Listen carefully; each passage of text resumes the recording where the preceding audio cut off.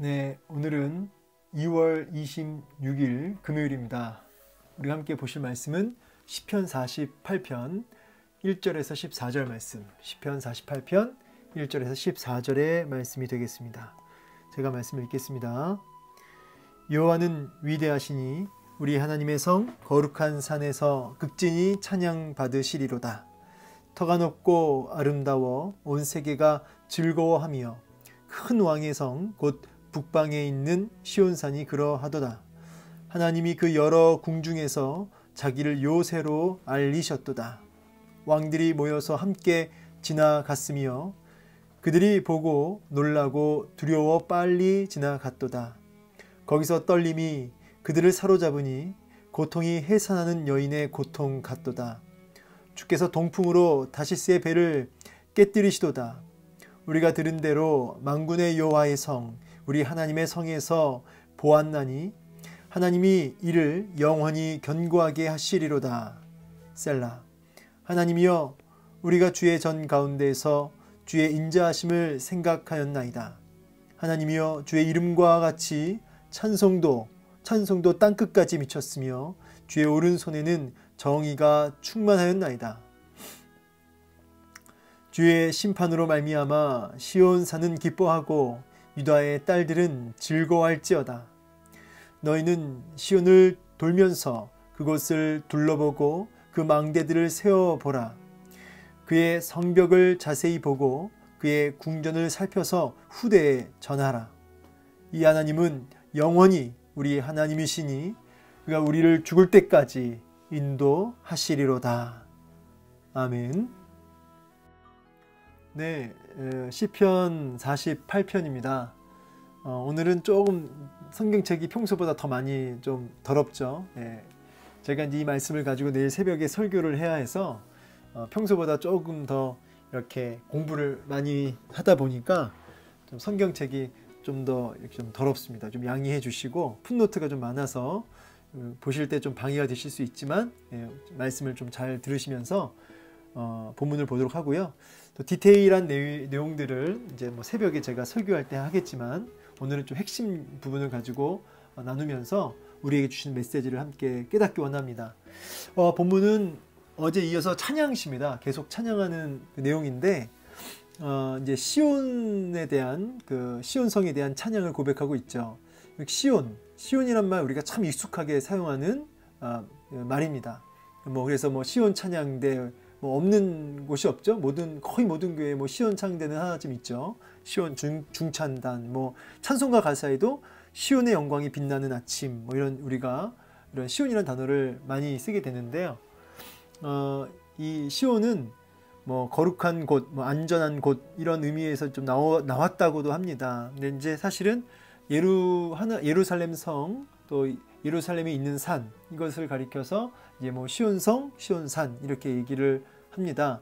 그래서 오늘 이 시편이 시온의 아름다움을 노래한다고 하는 이 찬양 시인데 여기 우리 하나님의 성 1절에 또 거룩한 산 다 이게 이제 시온성, 시온산에 대한 그 고백이죠.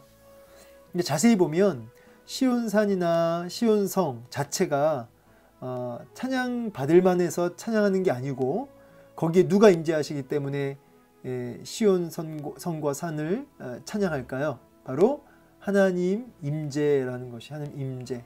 하나님이 임재하시는 곳이기에 그 시온 성이 또 시온 산이 극진히 찬양 받게 된다는 것이죠.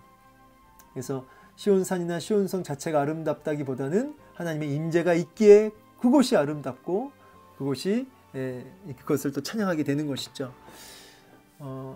그래서 하나님의 그 임재를 맛본 자는 반드시 어떻게 돼요?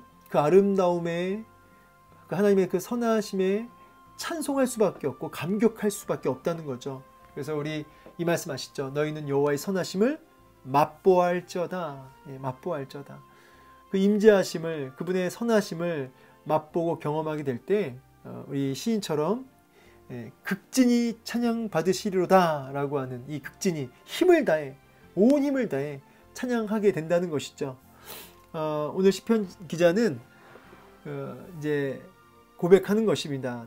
본인이 맛본 하나님, 그래서 경배 드릴 수밖에 없는 그 하나님, 그 하나님에 대해서 이제 계속해서 고백하고 있는데요. 위대하신 하나님을 지금 1절에서는 맛보고 경험하면서 찬양하고 있습니다.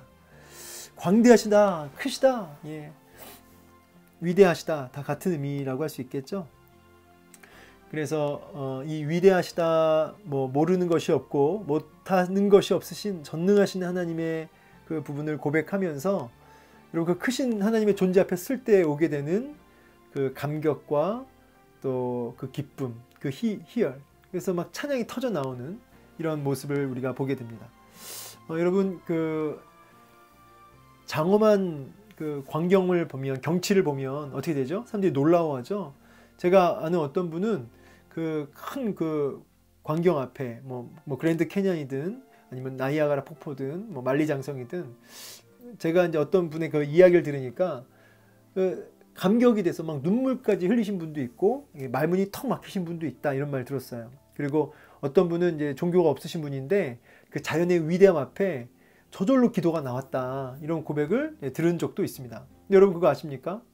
뭐 만리장성이든 뭐 폭포든 그 뭐든 간에 그 앞에서 장사하시는 분들은 그 어마어마한 광경을 앞에 두고도 감흥이 없다는 거예요.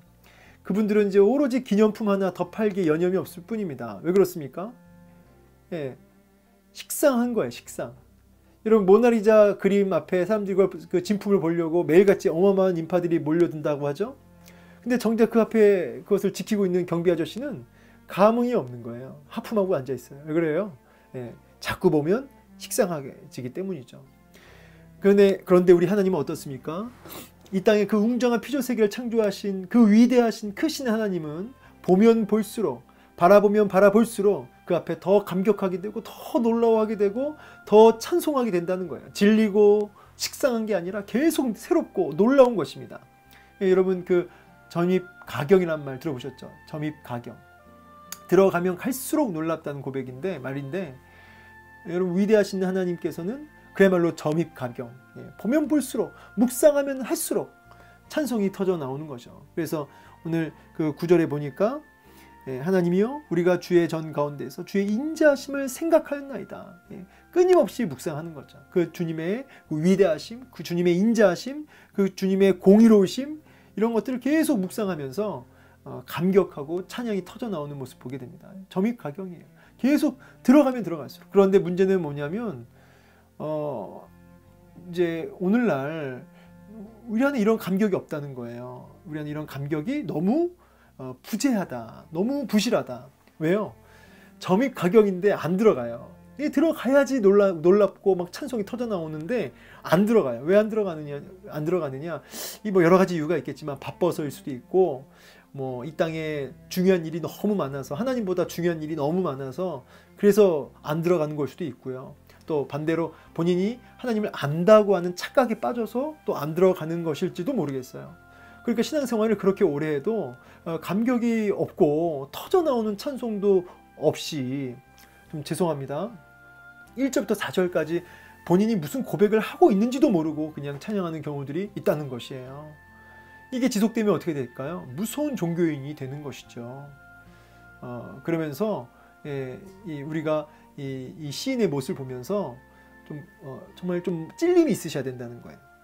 그래서 2절에 보니까 터가 높고 아름다워, 그래요.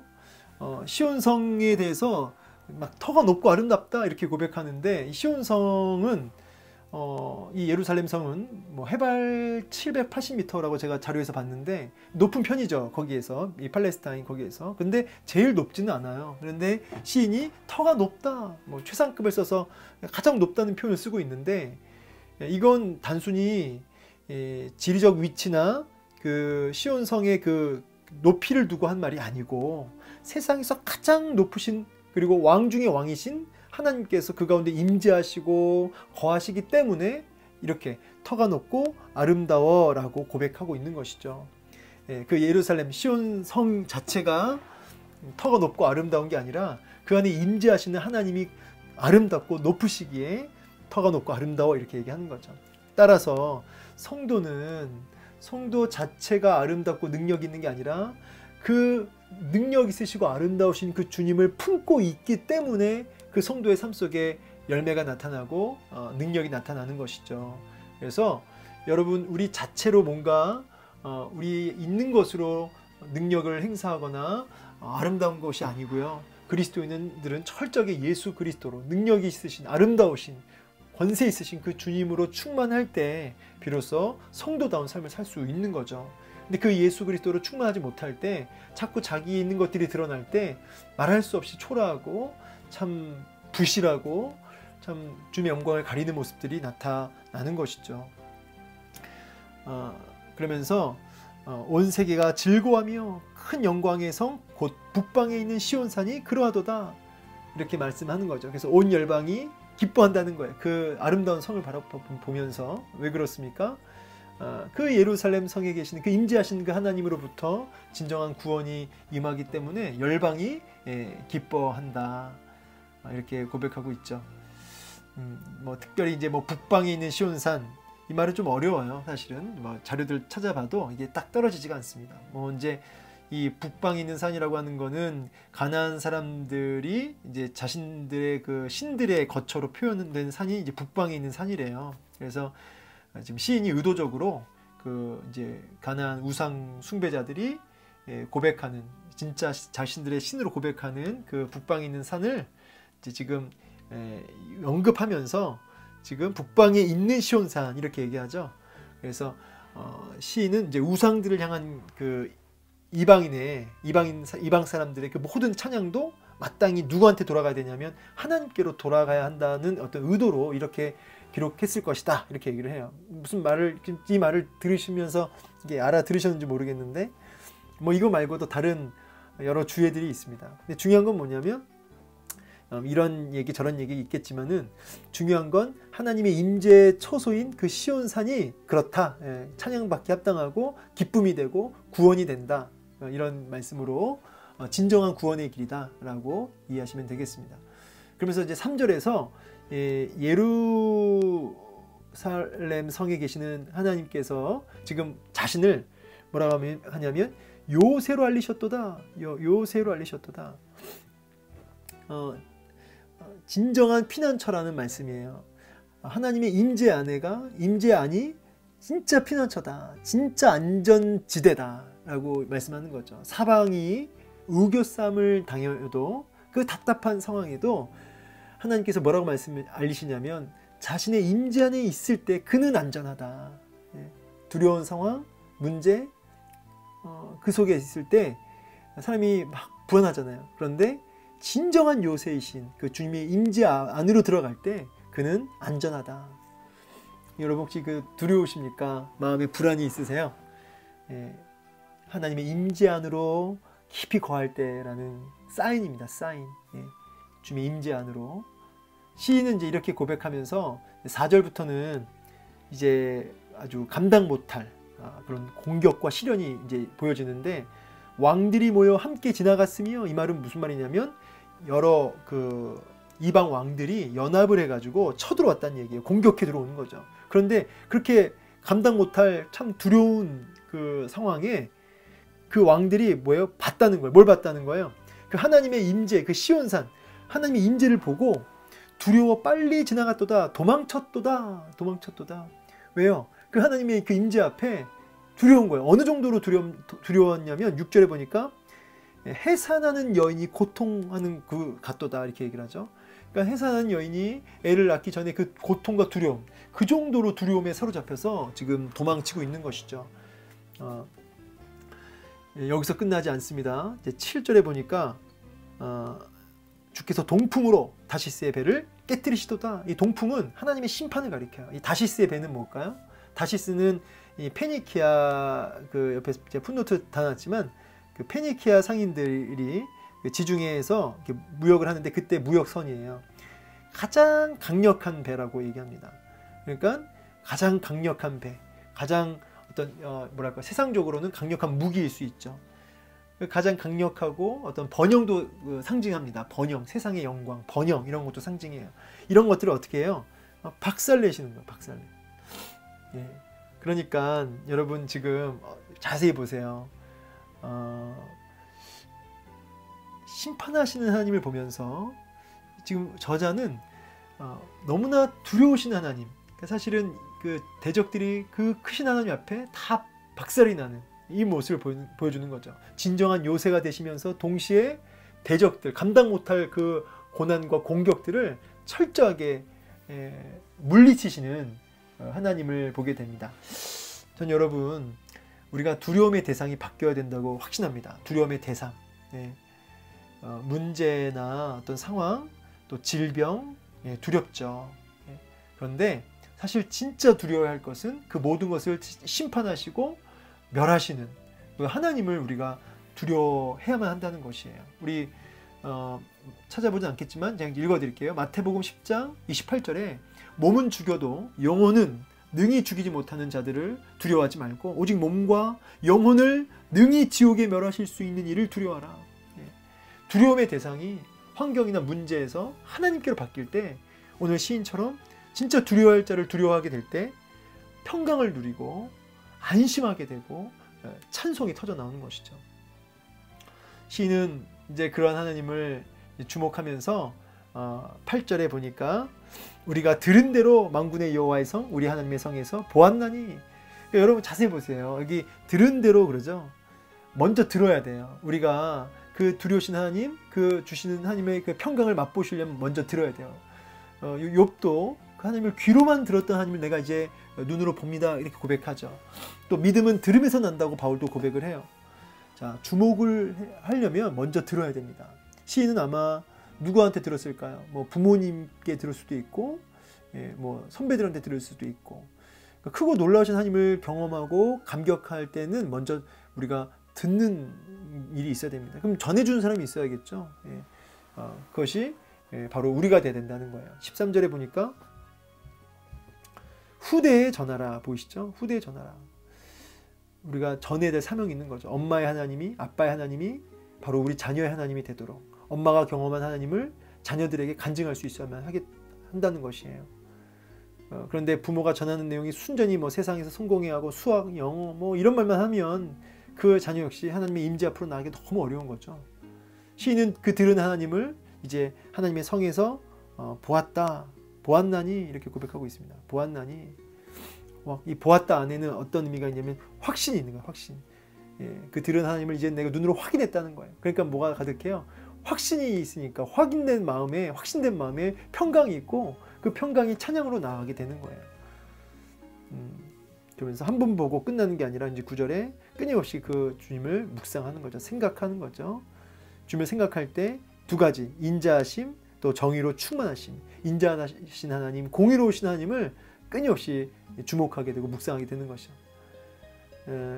그래서 우리 마지막 이제 요 결론입니다. 그러므로 12절 13절 자세히 보시면 시온을 돌면서 그곳을 둘러보고 망대들을 세워보라.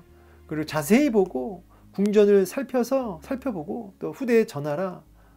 지금 동사가 반복해서 나와요. 이게 뭐냐면 끊임없이 하나님이 하신 역사들을 보라는 거예요. 뭐 여러분 성전을 돌면서 뭐 금간 데 없나 뭐 망가진 데 없나 그런 거 보라는 게 아니라 하나님의 일하심, 하나님이 베푸신 은혜들, 하나님의 그 인자하심, 그 공의로우심을 묵상하라는 거예요. 자세히 보라는 거예요. 여러분 우리 인생 속에 이때까지 하나님이 어떻게 일하셨는지 여러분 보세요. 지금 하나님이 어떻게 일하고 계신지 여러분 보시라고요. 앞으로 어떻게 일하실지 그 하나님을 기대하며 보라는 거예요. 보면 볼수록 어떻게 돼요? 확신과 또 그 확신 속에 평강을 누리며 찬송이 터져 나오는 것이죠. 그래서 후대에 전하는 삶을 살게 되는 겁니다. 마지막 확인 도장 이제 저자가 꽝 찍어요. 확인 도장 14절 우리 하나님이시니 그 하나님이 우리 하나님이시니 죽을 때까지 인도하시리로다. 끝까지 책임진다 이 말이에요. 끝까지 이 하나님이 끝까지 우리를 책임지신다. 이제 말씀 마무리하면서 여러분 우리가 점입가경 돌아보고 둘러보고 세워보고 자세히 보고 그렇게 그 진짜 우리가 두려워야 할 그 인자하신 하나님, 공의로 충만하신 하나님을 묵상하면서 진짜 찬송과 간증이 끊임없이 터져 나와 여러분의 하나님이 자녀의 하나님이 되실 수 있기를 또 찬송 환경과 상황을 넘어 찬송하는 삶이 되시기를 주의 이름으로 축원합니다. 감사합니다.